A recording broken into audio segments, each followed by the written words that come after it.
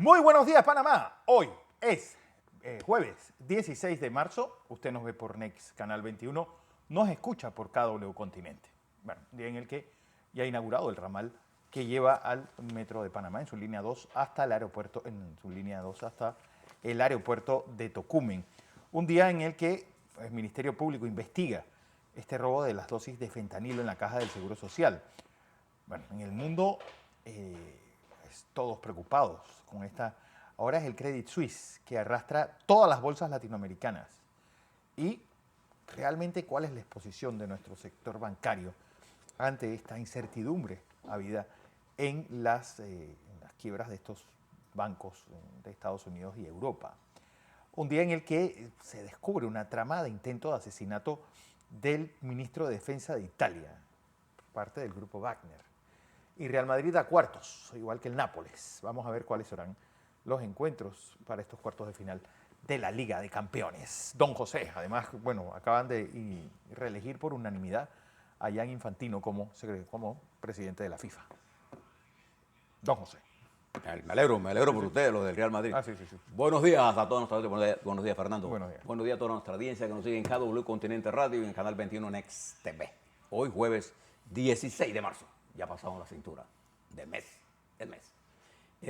Muchas cosas que contar. Lo primero que debo hacer, Fernando, es enviarle el saludo, la bienvenida y darle la bienvenida a todos los miembros del Banco Interamericano de Desarrollo que se encuentran para celebrar a partir de hoy una reunión en la República de Panamá de todos los gobernadores, del banco y la decisión de estrategias bajo la presidencia de ese gran economista brasileño, Ilan Goldman, que se encuentra aquí en nuestro país. Ustedes no lo conocen, búsquelo en las redes sociales para que usted vea la clase de economista que es este presidente del banco. Bienvenidos todos a esta reunión y esperamos que en forma fructífera se rindan frutos para toda nuestra región que necesita con urgencia inversiones sustanciales, particularmente en las áreas de agua, electricidad, carreteras, en fin. El BID siempre ha sido un aliado de nosotros. Deseamos pues que suerte a este manejo. Por parte de Panamá estará copresidiendo la reunión el ministro Héctor Alexander. También es importante, Fernando, en medio de la situación financiera que hay en el mundo, y en particular lo que está pasando en Panamá, quisiera darle un par de explicaciones sencillas, si me lo permite, por favor, sobre este tema financiero, porque ayer el ministro de Economía y Finanzas, Héctor Alexander, hizo una serie de explicaciones que se encuentran excelentemente recogidas en una información que aparece en la página 1B del periódico La Estrella de Panamá, bajo la firma de la periodista Mirta Rodríguez. Excelente, felicito a la periodista, porque es complicado hablar de estas cosas, pero ella lo ha hecho con una nitidez digna de una felicitación a esta periodista. Personalmente no la conozco, pero leo con frecuencia todos los medios. Yo leo los medios para ver qué dicen. Y algunas veces en sentido crítico y autocrítico de ellos, para ellos. Bien, fíjense lo que el ministro nos informó. Esto es importante para que nosotros veamos la fortaleza y también cómo nuestro sistema financiero, ahora bancario, debe enfrentar esto. La primera cosa es que debemos dar las informaciones como son. Y en este artículo están como son. Nosotros en Panamá, el gobierno panameño, usted debe saber varias cosas de la economía, sobre todo en este momento. Panamá no tiene banca central, ni emite papel moneda. Como consecuencia, nosotros no podemos utilizar la emisión de papel moneda cuando nos encontramos como política anticíclica para enfrentarnos a problemas como la pandemia, por ejemplo. ¿Nosotros qué tenemos que recurrir? Al endeudamiento. ¿Para qué cosa? Para llevar una campaña anticíclica, que fue lo que hizo el ministro Héctor Alexander en el año 2021, en donde la pandemia nos golpeó brutalmente. La caída del Producto Interno Bruto de nuestro, en ese periodo, los niveles de endeudamiento, los niveles del endeudamiento a corto plazo. Se fueron 10%, llegó el déficit corriente del país en el año 20, para que usted tenga una idea. A lo largo de este periodo, después hemos venido recuperándonos hasta estar en desarrollo, o sea, en crecimiento positivo. Ya no es recuperación. En el año 22 terminamos con un 10,5% aproximadamente en la creación del Producto Interno, en la generación del Producto Interno, en el 22. Pero en el 22 nosotros, el gobierno tuvo que tomar algunas decisiones. Nuestro equipo financiero, bajo la dirección del ministro Héctor Alexander, tomó una serie de decisiones con un alto nivel de creatividad. Para poder manejar esta crisis, usted tiene que tener un nivel alto de creatividad. La primera cosa que teníamos que saber era cuánto es realmente la generación de riquezas de la nación panameña. Real. Entonces lo que hicimos a través de estudios científicos, Panamá, adoptamos una medición con parámetros al 2018.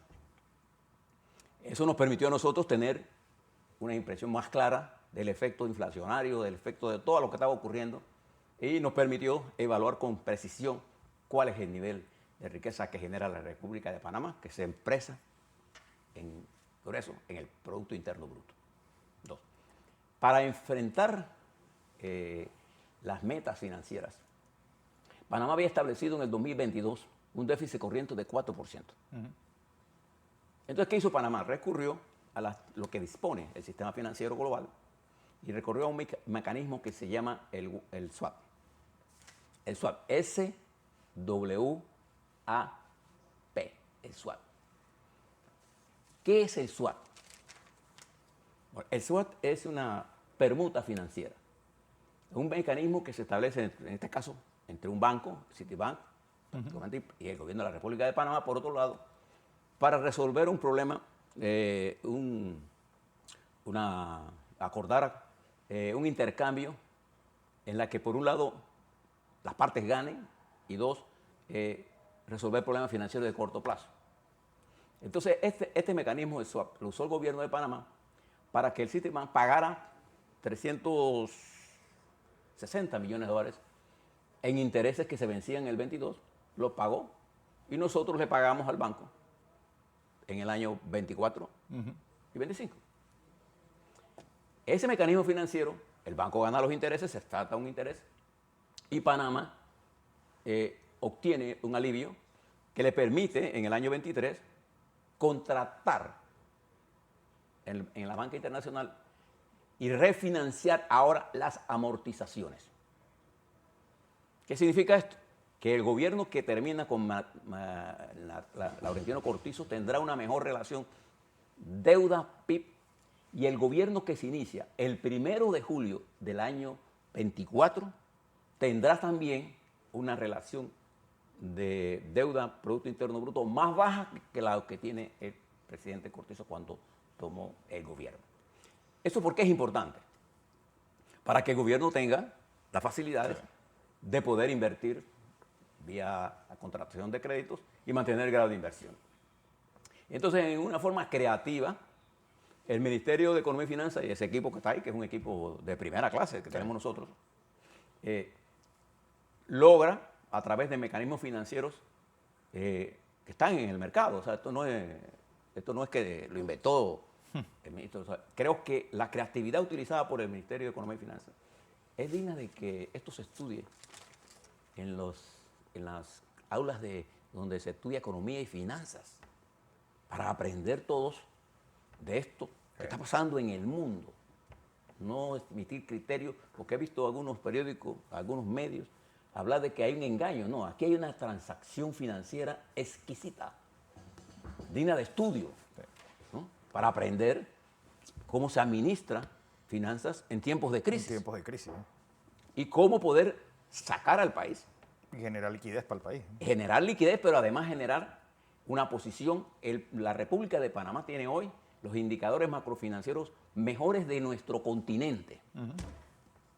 Entonces, uno cuando mira estas cosas, uno tiene que apreciar el trabajo que hacen nuestros técnicos, que con inteligencia, con creatividad, han logrado sortear la pandemia y situar a Panamá donde estamos en este momento con los indicadores macroeconómicos importantes. Claro, tenemos problemas sociales, sin duda alguna, porque la pandemia nos golpeó y ya hemos comenzado a bajar el déficit fiscal corriente para el año 23 es de 3, se calcula en 3%. La relación deuda-patrimonio, o sea, PIB, deuda-PIB, va a bajar importante. Mantenemos grado de inversión y resolvimos el problema de la mina en un momento crucial. Entonces nosotros hemos hecho un esfuerzo, si usted mira lo que están haciendo otros países, en la que la incertidumbre se ha apoderado, verá usted que desde el punto de vista financiero, en medio de las dificultades, en medio de no tener banco central, nosotros no emitimos papel moneda, cosa que sí pueden hacer otros países y que le ha llevado a graves problemas. Creo que esto que ha hecho el Ministerio de Economía y Finanzas, debemos apreciarlo y debemos estudiarlo, lo primero, entenderlo.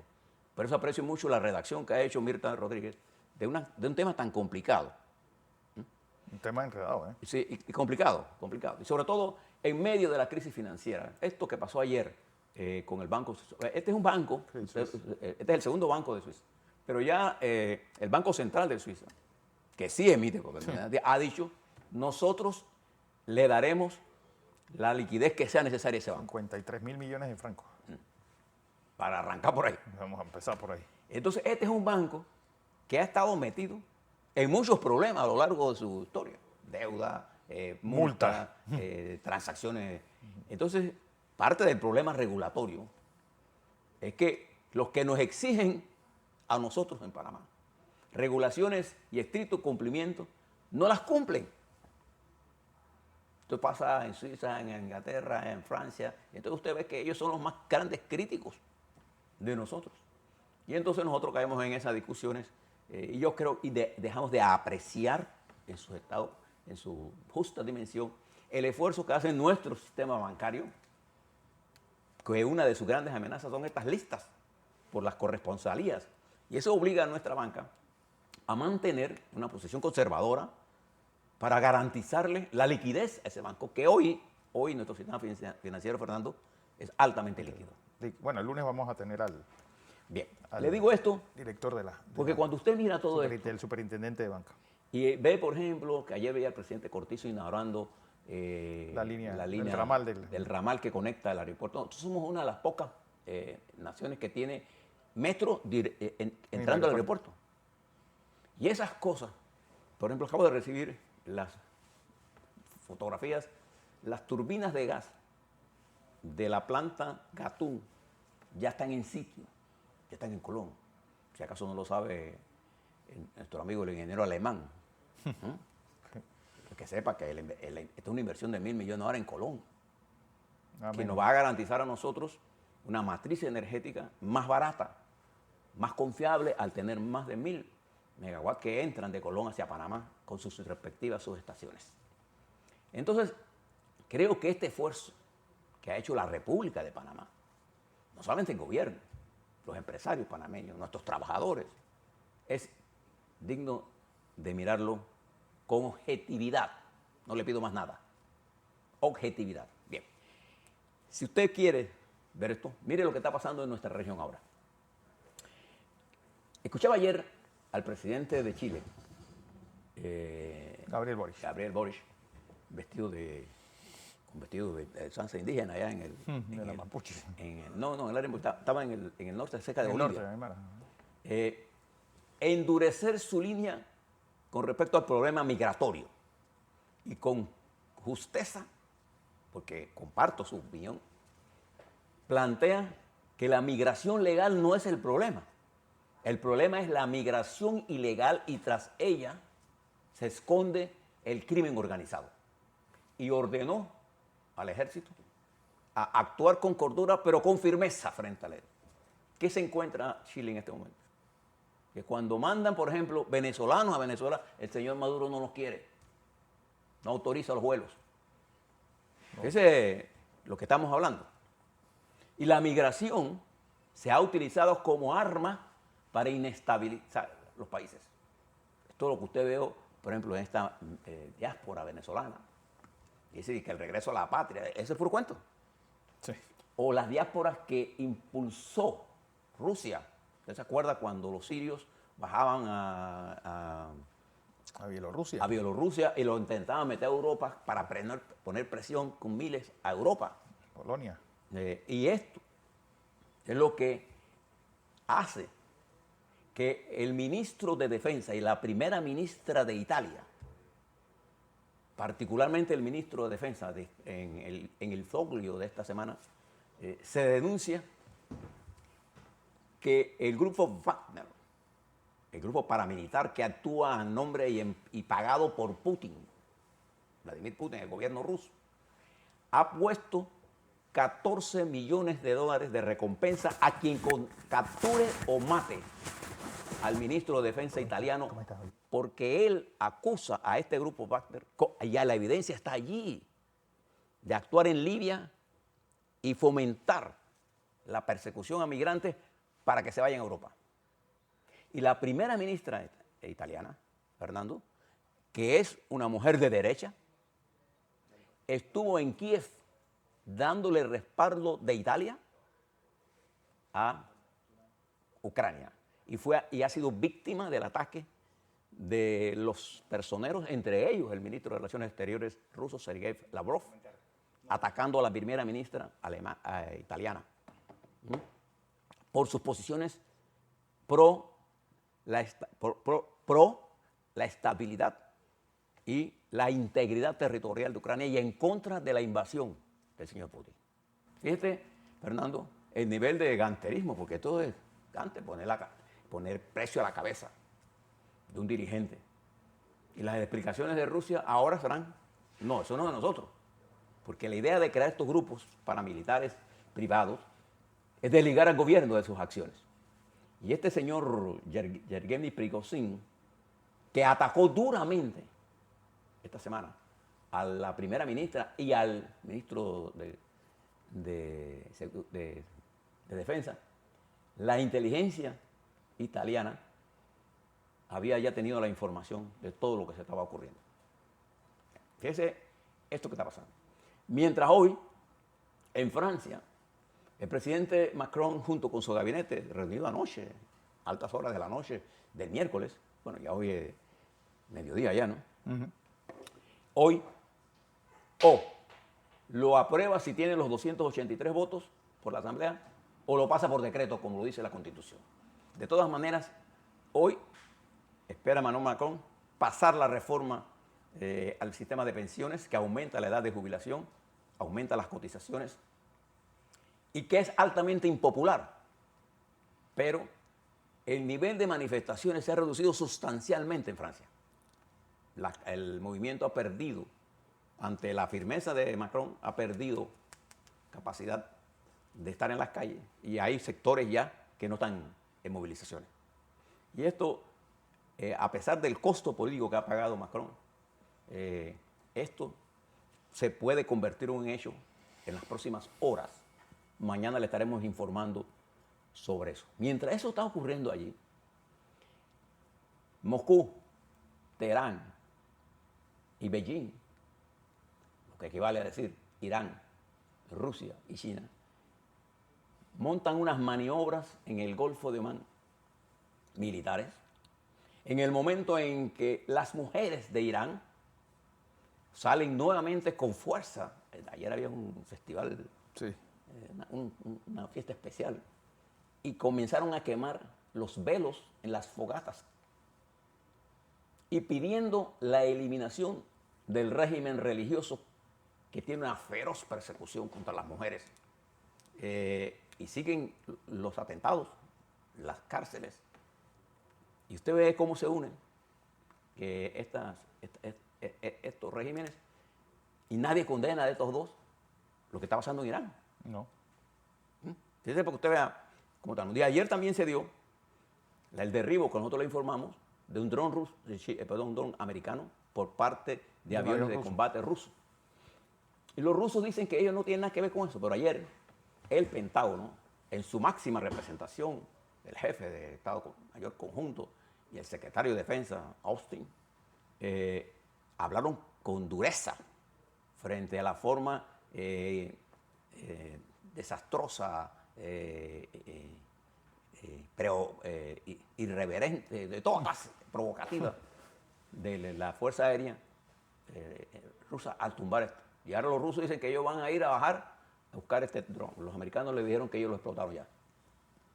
Estos son drones no tripulados. Bueno, esto genera un nivel alto de preocupación. Mientras esto está ocurriendo, fíjense lo que está pasando en el mundo de hoy. La crisis de la guerra, la crisis del COVID y la guerra comercial global que se ha planteado y que China expresa que Occidente, particularmente los Estados Unidos, está en contra de su desarrollo, de su capacidad de poder lograr metas más altas, ha llevado a un nivel de tensión mundial que esto que está pasando en el mercado financiero, que se resuelve con los bancos centrales, se ha convertido en un elemento de guerra más, la guerra psicológica. Pero también se van a desarrollar elecciones en los Estados Unidos, las primarias de los Estados Unidos. Sí, y ya usted ve, por ejemplo, el equipo de Trump atacando a DeSantis, usted ve a DeSantis atacando a Trump, y el sistema legal norteamericano está a punto de decretar procesos judiciales contra el expresidente Trump en lo que podría ser la primera vez en la historia de los Estados Unidos que un expresidente es sometido a un proceso legal. Y hay cantidad de procesos andando por ahí. Entonces, en los Estados Unidos hay un nivel de efervescencia que aprovechan los demócratas para introducir elementos.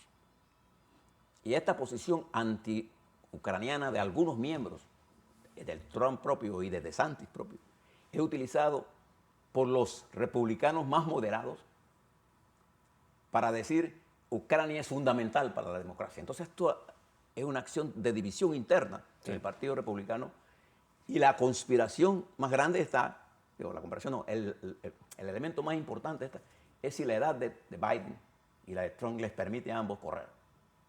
En el marco de esta situación global compleja, de la guerra que está planteada, de esto que te le estoy contando de la República de Panamá, de la reunión que se dio aquí de los océanos, de la reunión que se está dando aquí en Panamá del BID, de las condiciones macroeconómicas de la República de Panamá en el marco de la situación general que hay en un Chile sin un norte claro, sí, en un Bolivia arrastrado por esta crisis de falta de dólares, en un Ecuador en donde el presidente va a entrar en un proceso judicial y es posible que lo condenen, en un Perú donde no hay gobierno, en un Colombia en donde los tuits del presidente crean inestabilidad a una velocidad espantosa y preocupante. No, y Ecuador, no olvides Ecuador. Lo de Ecuador, bueno, yo dije que lo iban a someter a juicio.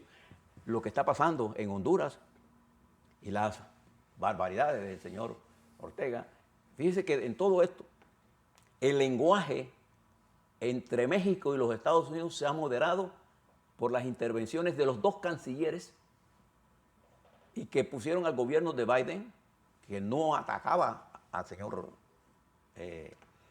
López Obrador. El que atacaba a López Obrador eran los senadores republicanos, el de Texas y el de Florida. Y esto ha bajado un poco la intensidad entre dos países que tienen que entenderse. No hay forma de que México y los Estados Unidos puedan existir si no tienen un entendimiento para esa frontera de 3.000 kilómetros. En esta compleja situación, a la vuelta les quiero hablar sobre Panamá. ¿Qué está pasando en las elecciones? Hay una página enorme, una página hoy, la página 4, Metro Libre. Hay un análisis, aquí está, la actualidad y política. Usted lee esa página y está enterado de lo que está pasando, de lo que está pasando en el país. Añádale algunas cosas a usted y tiene una página completa, un resumen exquisito que nos regala el director del periódico James Aparicio. Vamos a hablar de todo eso de política, las elecciones de cambio democrático que son este domingo. ¿Qué se define ahí? Es más que es una prueba al Tribunal Electoral. Y anoche, el Partido Panameñista, en su directorio, no tenemos los datos, pero tenía que definir los espacios que van a guardar para las potenciales alianzas de cara a las elecciones del 24. La campaña está andando y por eso tenemos que estar con extraordinaria prudencia cuando emitimos criterios sobre cosas que nos afectan a todos. Así es.